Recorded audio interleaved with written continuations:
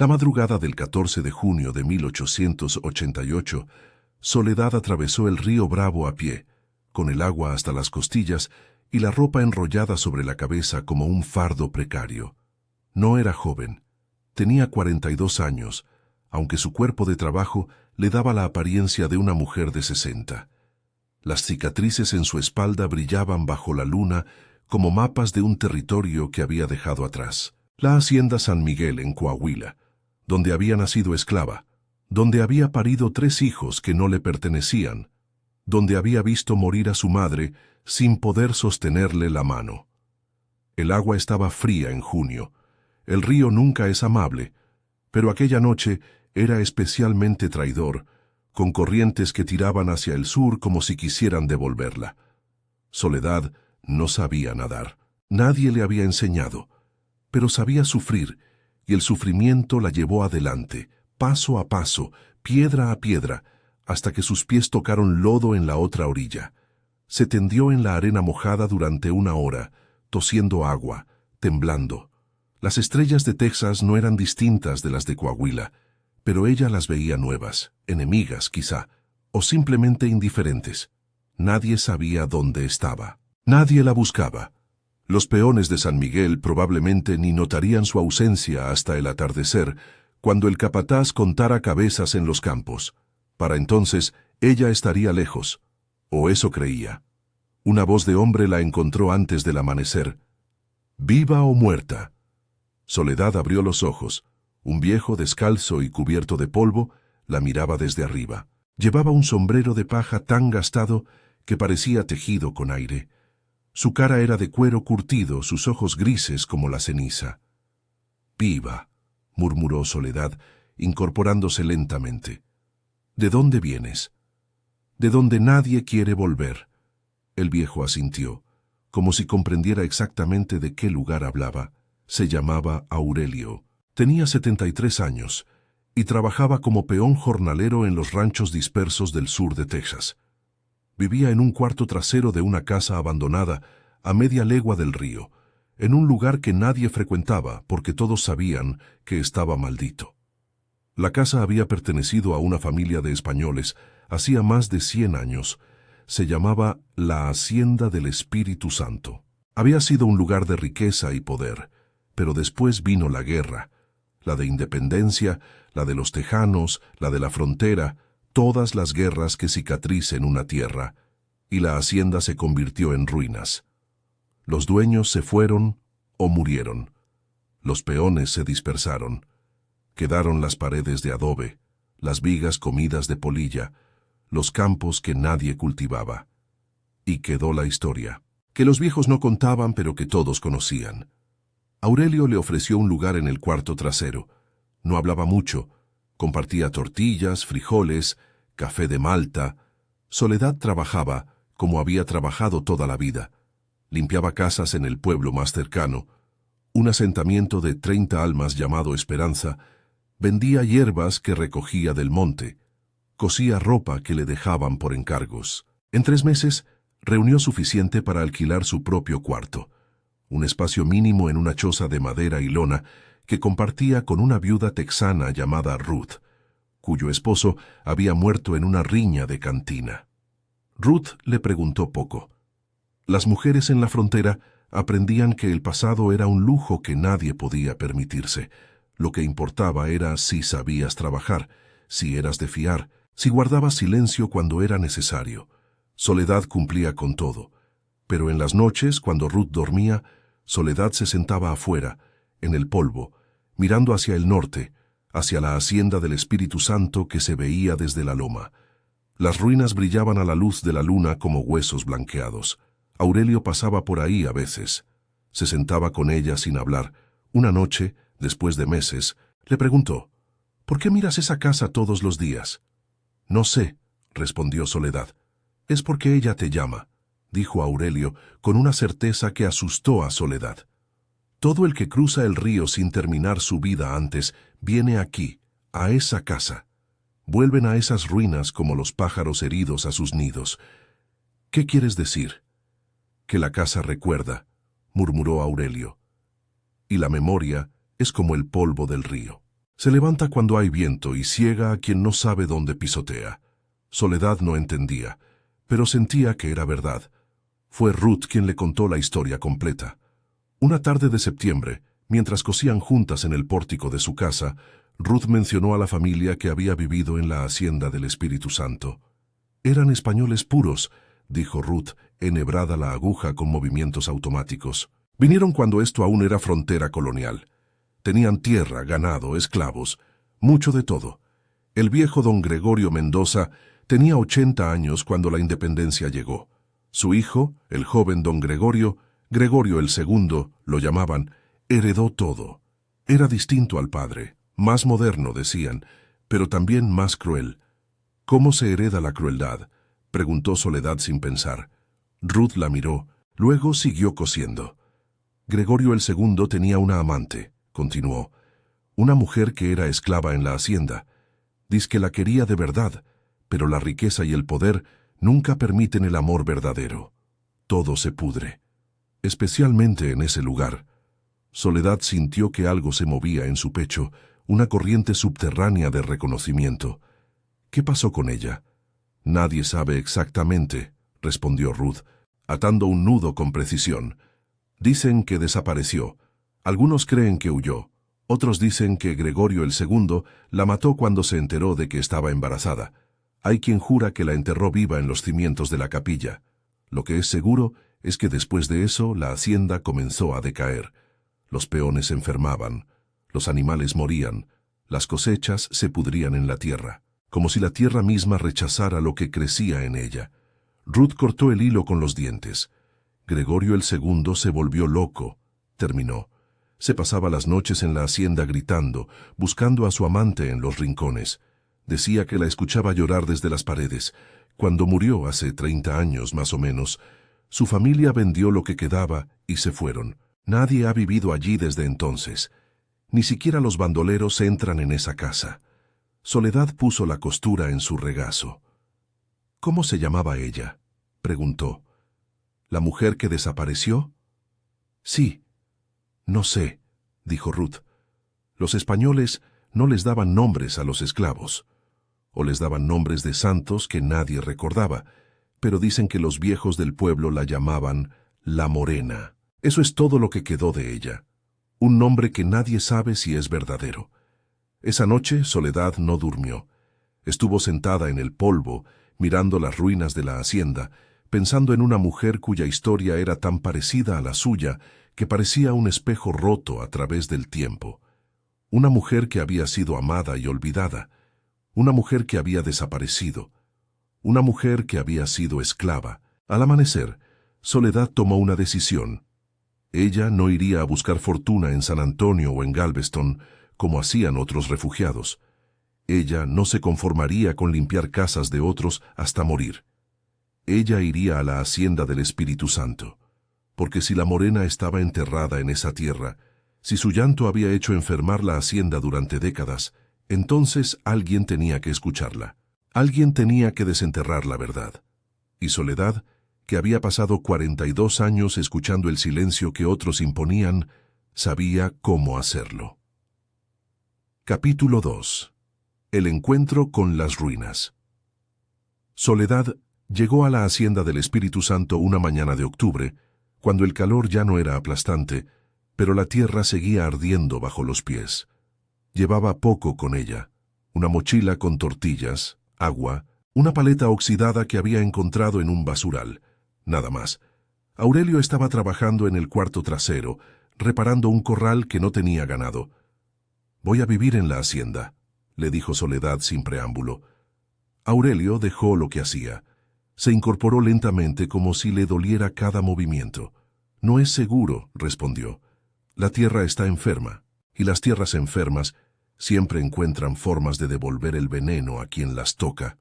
«He vivido en tierra enferma toda mi vida», dijo Soledad. «No tengo miedo». «Deberías tenerlo».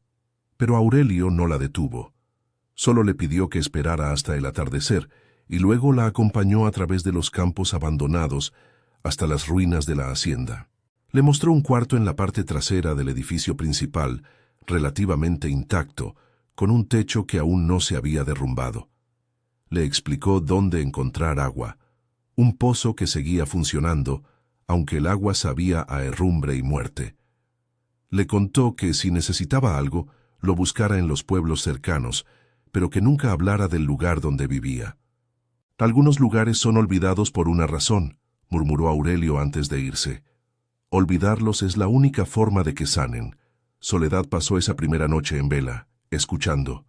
La hacienda hacía ruidos, maderas que crujían, viento que gemía a través de las grietas, animales pequeños que se movían en las paredes. No era silencio, pero era soledad. Una soledad tan profunda que parecía tangible, como si pudiera tocarla con las manos. A la mañana siguiente comenzó. Primero limpió su cuarto, barrió la tierra, eliminó los nidos de pájaros, reparó lo que pudo. Luego empezó a explorar. La hacienda era un laberinto de ruinas. Había una capilla al norte, con un altar de madera podrida y cruces que alguien había destruido años atrás, quizá en la Revolución, quizá en la ira. Había una cocina con ollas de barro amontonadas, algunas aún con restos de comida petrificada. Había habitaciones donde todavía quedaban camas, ropa vieja, objetos que nadie había considerado valiosos. Pero fue en la segunda semana cuando Soledad encontró algo. Estaba explorando los cimientos de la capilla, donde Ruth había dicho que algunos creían que la morena estaba enterrada. El piso era de tierra apisonada, pero en un rincón, bajo capas de polvo y telarañas, Soledad notó que la tierra parecía diferente, más reciente, o quizás solo trabajada de manera distinta. Se pasó 3 días cavando con sus manos y la paleta oxidada, hasta que sus dedos tocaron algo que no era tierra. Era una caja, de madera, completamente podrida, pero reconocible como caja. Dentro había un diario. Soledad se sentó en el polvo de la capilla, el diario en las manos temblando. Sabía leer. Su madre, antes de ser vendida, le había enseñado letras. Un regalo contrabandeado, peligroso, robado. Soledad había cultivado esa habilidad en secreto toda su vida, leyendo lo que podía, memorizando palabras. Pero nunca había visto un diario escrito a mano, en letra elegante, en español antiguo. La primera página estaba firmada. Gregorio Mendoza y Fuentes, Hacienda del Espíritu Santo, año de Nuestro Señor de 1812. Soledad comenzó a leer. Hoy llegó ella. La trajeron en un carro desde la frontera, con otros 4 esclavos comprados a un traficante de Ciudad de México. Es la más joven. Tiene 16 años, aunque dada la vida que llevan esos desgraciados, probablemente aparente 30. Es negra, pero no completamente. Hay sangre española en ella, lo veo en los ojos. Mi padre dice que los criados así son los mejores, orgullosos por la sangre europea, pero sin derechos porque la otra sangre los condena. Eso los hace útiles. La llamaré Marta. Soledad se detuvo. El nombre. La morena había tenido nombre. Marta. Continuó leyendo. Marta ha estado aquí 3 meses. Trabajo en la casa. Cocina, limpia, cose. Es rápida, inteligente. Mi madre está satisfecha. Mi padre apenas la nota. Pero yo encuentro pretextos para estar donde ella está. Me duele admitirlo incluso en este diario que nadie verá, pero es la verdad. Ella me mira, y siento que mi piel se quema.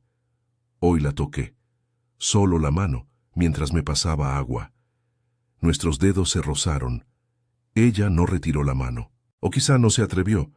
La diferencia entre los dos es un abismo. Soledad siguió leyendo, y a medida que las páginas se desplegaban, la historia de Gregorio y Marta tomaba forma. Una historia de deseo prohibido, de poder desigual, de alguien que creía que el amor podía trascender la esclavitud, cuando en realidad solo profundizaba la prisión. Ella está embarazada. Lo sé desde hace 2 meses, pero no quería escribirlo. Si lo escribo será real. Seremos reales. Seremos indefendibles. Mi padre descubrirá la verdad pronto. No puedo dejarla ir. No puedo abandonarla. Pero tampoco puedo reconocer al hijo como mío. ¿Qué haré? ¿Cómo vivo con esto? Las últimas páginas estaban manchadas de algo que podría haber sido sangre, o solo la podredumbre del tiempo. 27 de marzo de 1815. Ha muerto. No fue el parto, fue lo que vino después. Mi padre supo la verdad. Vino a la cabaña donde la tenía escondida, donde planeaba que naciera el niño. Dijo cosas que no puedo escribir sin vomitar. Dijo que la honor de la familia estaba arruinada. Dijo que un bastardo de sangre negra no viviría en sus tierras. Dijo que Marta era una bruja que me había hechizado. Me golpeó. Sí, mi propio padre me golpeó frente a ella. Luego ordenó que la llevaran. No sé dónde, no quise saber. No quise verla. Yo, cobarde que soy. No hice nada. Encontré su cuerpo 3 días después, enterrado a medias en el campo norte. Estaba descompuesto. No pude reconocerla, pero su vestido era el que ella llevaba, y había un pequeño bulto junto a ella. Reé todo lo que sabía rezar. Cité cada oración que aprendí de niño. Nada de eso cambió nada. Nada de eso me salvó. He puesto su diario. Sí, ella escribía también, en secreto, como yo. Nos parecíamos en eso, en el suelo de la capilla, bajo tierra, donde nadie lo encontrará, porque no puedo quemar las palabras de alguien a quien amé. No puedo hacerlo, no puedo. Enterraré su memoria y rezaré porque Dios sea más misericordioso conmigo de lo que yo merezco. Soledad cerró el diario. Sus manos temblaban tan violentamente que casi lo deja caer. Se arrodilló en el polvo de la capilla donde Marta había estado enterrada, donde quizás sus restos aún estaban, y lloró. No lloró por Gregorio, que había sido un cobarde. Lloró por Marta, que había escrito sus propias palabras en la oscuridad de la esclavitud, que había amado a alguien que no la amaba lo suficiente, que había muerto, ella y su hijo, pisoteada por la honor de una familia que no merecía ni siquiera ser mencionada. Lloró porque ahora comprendía por qué Aurelio decía que la tierra estaba enferma, porque la verdad no enterrada nunca sana. Se filtra a través de las grietas, emponzoña el polvo, grita desde las paredes. Esa noche, Soledad no durmió. Sacó el diario de Marta de donde lo había encontrado, porque sí, en la caja también estaba el diario de Marta, escrito en una letra más torpe, menos refinada, pero infinitamente más honesta. Y pasó las horas siguientes leyendo las palabras de una mujer muerta hace casi 100 años. Marta escribía sobre el calor, sobre el trabajo, sobre el dolor. Escribía sobre la primera vez que Gregorio la tocó, con una mezcla de terror y éxtasis que hacía que Soledad sintiera cada emoción en su propio cuerpo. Escribía sobre el embarazo, sobre la esperanza de que su hijo fuera libre, de que pudiera ser algo diferente a lo que ella era, y escribía sobre el miedo. Sé lo que pasará. He visto suficiente en esta hacienda como para saber que los amos no permiten que sus pasiones tengan consecuencias. He visto cómo otros niños mestizos desaparecen. He escuchado las historias susurradas en las cocinas.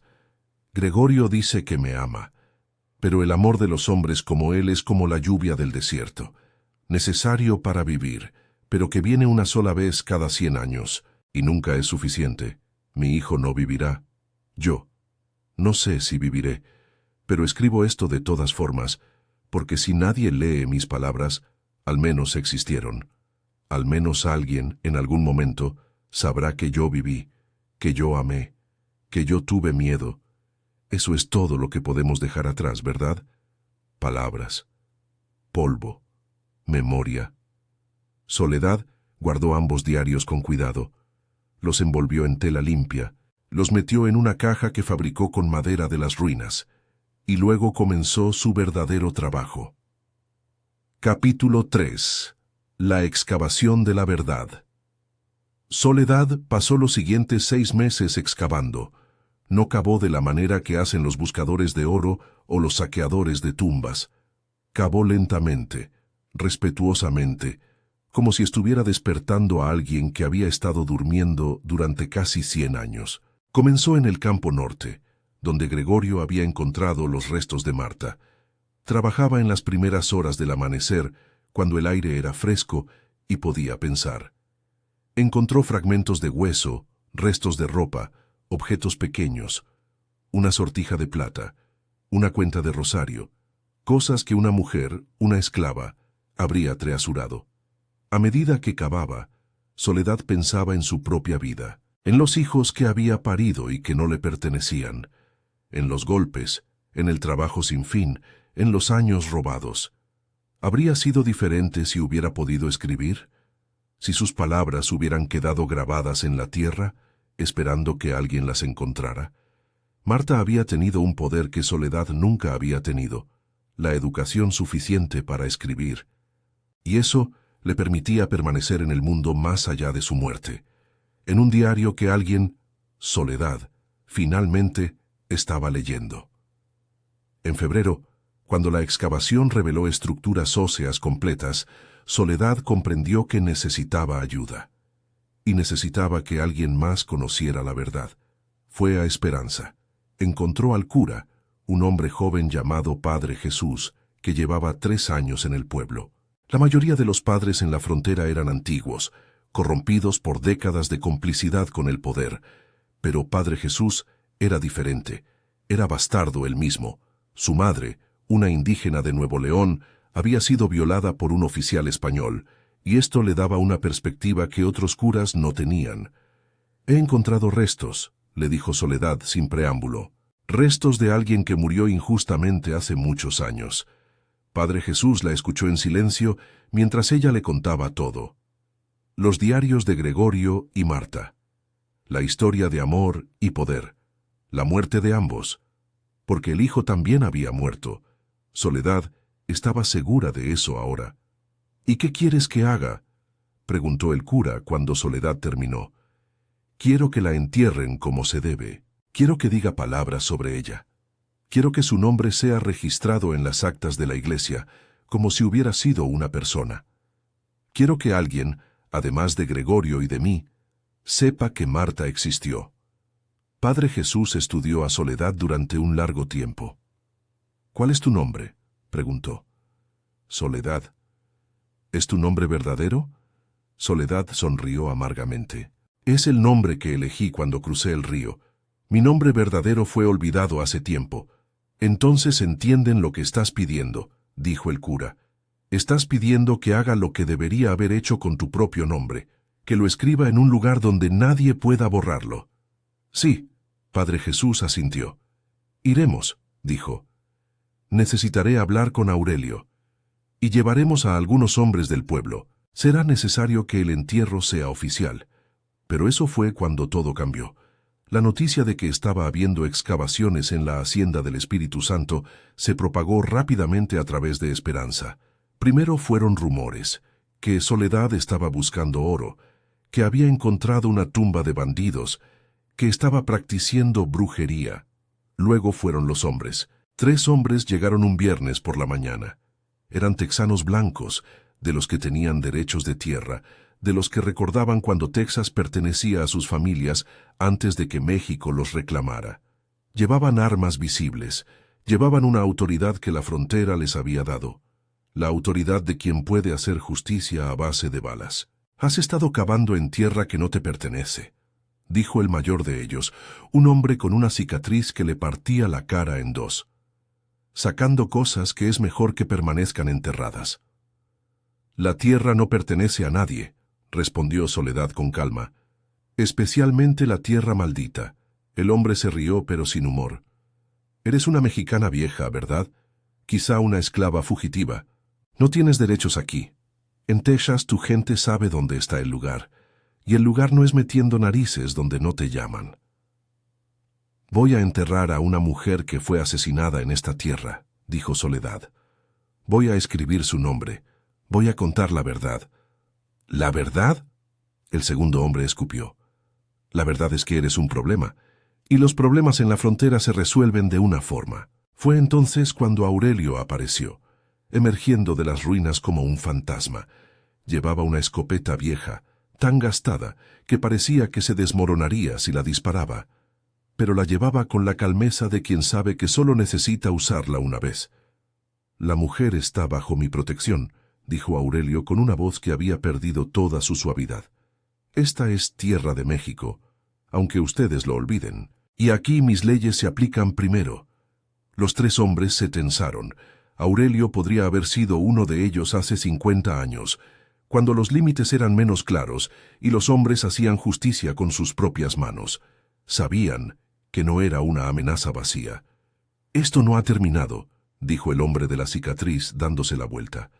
«Van a lamentar haber tocado cosas que no les pertenecen». Cuando se fueron, Aurelio se dejó caer contra la pared de adobe, como si toda la energía lo abandonara. «No puedo protegerte para siempre», murmuró. «La frontera es como un animal hambriento, siempre vuelve por más sangre». «Entonces debemos terminar rápido», respondió Soledad. Esa noche reunió todos los restos que había encontrado. Los puso en una caja de madera que ella misma construyó, rezando mientras lo hacía, hablándole a Marta diciéndole que pronto estaría en paz. En la mañana, Padre Jesús llegó con una docena de hombres del pueblo, peones, trabajadores, gente de color que comprendía lo que estaba en juego. Cavaron una tumba en el cementerio de Esperanza. No fue una tumba grande, ni fue marcada con una cruz ornamentada. Era una tumba simple, al borde del cementerio, donde tradicionalmente se enterraba a los pobres y a los olvidados, pero fue una tumba oficial.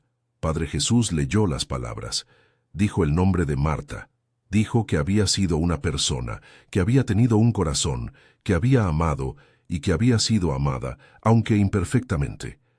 Dijo que su vida había importado, aunque el mundo la hubiera olvidado. Y luego, Padre Jesús hizo algo que no estaba permitido. Escribió el nombre de Marta en el registro de defunciones de la Iglesia. Marta, hija de Dios, mujer, esclava, fallecida aproximadamente en 1815, sepultada en 1888. Ese acto de documentación fue más revolucionario que cualquier grito político. Era la afirmación de que Marta había existido, de que su existencia había sido lo bastante real como para ser registrada en la tierra, en los papeles, en la memoria oficial de la Iglesia. Capítulo 4. Más allá del río. Los hombres vinieron 3 noches después. No eran los mismos 3, eran más, quizá 10. Vinieron a caballo, con antorchas, con la intención clara de terminar lo que había comenzado. Soledad los escuchó desde su cuarto en la hacienda, y supo exactamente lo que significaba ese sonido. Se levantó en silencio, tomó los diarios de Marta y Gregorio, tomó una manta, salió por la ventana trasera justo cuando los hombres entraban por la puerta principal, corrió hacia el río.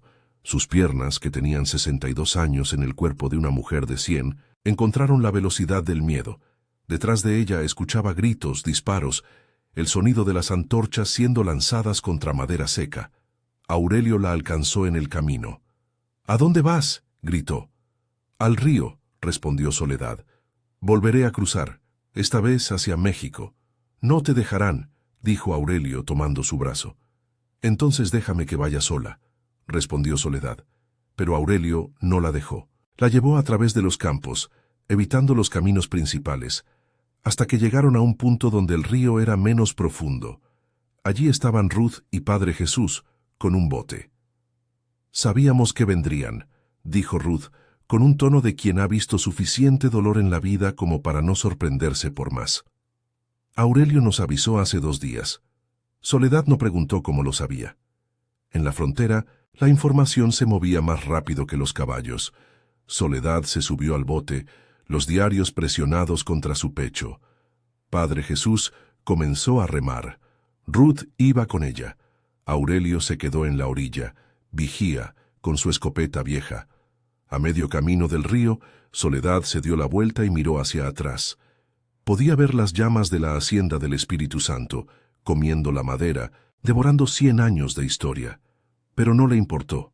La verdad ya no estaba en esas paredes. La verdad estaba en los diarios, en el nombre escrito en el registro de la Iglesia, en la tumba de Marta en el cementerio de Esperanza. La verdad estaba viva.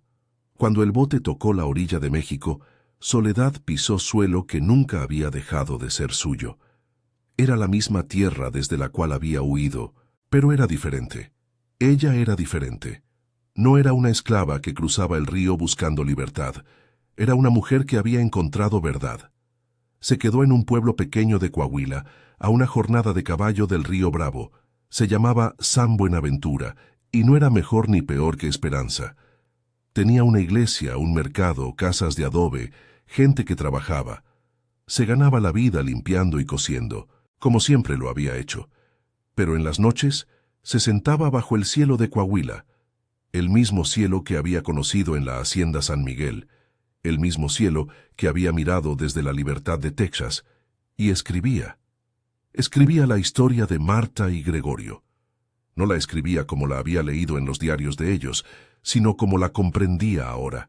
La escribía desde la perspectiva de alguien que había vivido la esclavitud, que comprendía el poder, que sabía lo que significaba amar sin poder tener lo que amabas. No sabía si alguien leería lo que escribía, pero tampoco le importaba.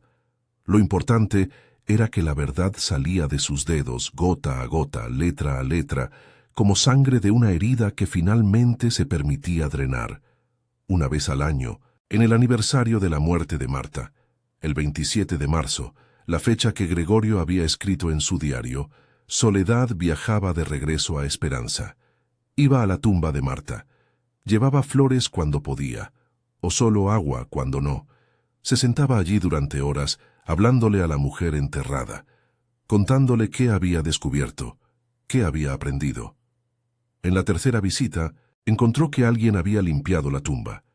En la quinta visita, alguien había tallado el nombre de Marta en una piedra. En la séptima visita, había flores frescas. No supo nunca quién había sido. Quizá Ruth, quizá Padre Jesús, quizá uno de los peones que había participado en el entierro. No importaba. Lo importante era que Marta no había sido olvidada. En 1895, cuando Soledad tenía 69 años, Padre Jesús la buscó en San Buenaventura. Traía noticias. «He publicado la historia», le dijo, sosteniéndole un periódico, «sobre Marta, sobre la hacienda del Espíritu Santo, sobre la verdad que había estado enterrada». Soledad tomó el periódico con manos que temblaban. Estaba en español, en un periódico de Ciudad de México, uno de esos que leían los intelectuales, los periodistas, los hombres educados que en ocasiones se preocupaban por la injusticia. El artículo se titulaba «La morena del Espíritu Santo, una historia de amor y esclavitud en la frontera», y mencionaba a Soledad, no su nombre. Padre Jesús había sido inteligente en eso, sino su rol. Una mujer de edad avanzada, fugitiva de la esclavitud en Coahuila, fue quien desenterró la verdad. Fue ella quien encontró los diarios. Fue ella quien insistió en que el nombre de Marta fuera registrado, que su vida fuera reconocida. Soledad leyó el artículo una docena de veces. Luego lo guardó en la caja junto con los diarios de Marta y Gregorio. Poco después, comenzaron a llegar cartas. De Ciudad de México, de Monterrey, de San Antonio. Gente que había leído el artículo y querían saber más. Gente que decía que ellos también tenían historias enterradas. Gente cuyos abuelos habían sido esclavos. Gente que quería que sus historias fueran contadas. Soledad no respondió todas las cartas. Era vieja, estaba cansada. Pero guardó cada una de ellas en su caja de madera, junto a los diarios de Marta y Gregorio, junto al recorte del periódico, junto a las flores secas de las tumbas. Fue en 1902, cuando Soledad tenía 76 años, cuando supo que Aurelio había muerto. La noticia llegó de Esperanza. Aurelio habíase enterado dormido, en el cuarto trasero de la hacienda en paz. Habían pasado 14 años desde que Soledad lo conociera, 14 años desde que él la hubiera salvado en la orilla del río. Soledad viajó de regreso para asistir al entierro.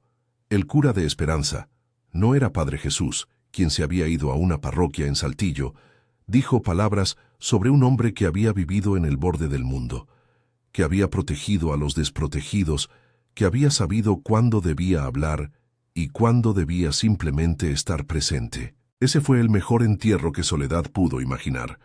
Soledad murió en 1908, en San Buenaventura, en la casa pequeña donde había vivido durante 20 años. Tenía 82 años. Su cuerpo fue enterrado en el cementerio del pueblo, sin ceremonia particular, sin reconocimiento especial. Pero su caja de madera, que contenía los diarios de Marta y Gregorio, sus propias anotaciones, el recorte del periódico, las cartas de extraños, Fue encontrada por Padre Jesús, ahora anciano, quien se había enterado de su muerte y vino a guardar sus cosas. Padre Jesús llevó la caja a la iglesia en esperanza. La metió en un armario, donde permaneció durante 40 años. Fue un historiador en 1948 quien la encontró. Un hombre que estaba investigando la historia de la esclavitud en la frontera, quien hablaba con ancianos, quien escarbaba en los archivos de las iglesias. Encontró la caja, leyó los diarios, leyó las anotaciones de Soledad y comprendió exactamente lo que había sucedido. Una mujer esclavizada había desenterrado la verdad para otra mujer esclavizada, casi 100 años después de su muerte. Publicó un libro, Las voces del Espíritu Santo. 2 mujeres, 2 épocas, una frontera. Se convirtió en un clásico de la historia de la esclavitud en México y Texas. Se enseña en las universidades ahora. Los estudiantes leen sobre Marta y sobre Soledad, sobre cómo la verdad, incluso cuando es enterrada, encuentra formas de germinar. Hay una placa en el cementerio de Esperanza, donde está enterrada Marta. No es una placa grande, pero dice el nombre, Marta, 1799-1815, esclavizada, amada, recordada. Y hay otra placa, más pequeña, en el cementerio de San Buenaventura. Dice, Soledad, 1826-1908, liberadora de historias. La verdad no cruza sola el río. En 2025, más de 100 años después de su muerte, alguien en una universidad en Ciudad de México está escribiendo una tesis sobre Soledad. Está investigando quién fue exactamente, qué huyó ella de la hacienda San Miguel, si sus historias fueron registradas en algún lugar. Pero Soledad fue inteligente. Eligió nombres que no podían ser rastreados. Eligió historias que eran lo suficientemente universales como para pertenecerle a cualquier mujer esclavizada. Lo que dejó atrás no fue un relato detallado de su propia vida, sino un método, un modo de desenterrar la verdad, una forma de asegurar que aunque ella fuera olvidada, otras mujeres como ella no lo serían. Porque eso fue lo que comprendió Soledad mientras cruzaba el río en la madrugada de 1888, que la libertad no es simplemente cruzar el agua, es viajar hacia algo, hacia la verdad, hacia la memoria, hacia la redención de aquellos que fueron silenciados. Y eso, más que cualquier tierra, más que cualquier ley, fue lo que Soledad encontró en la otra orilla.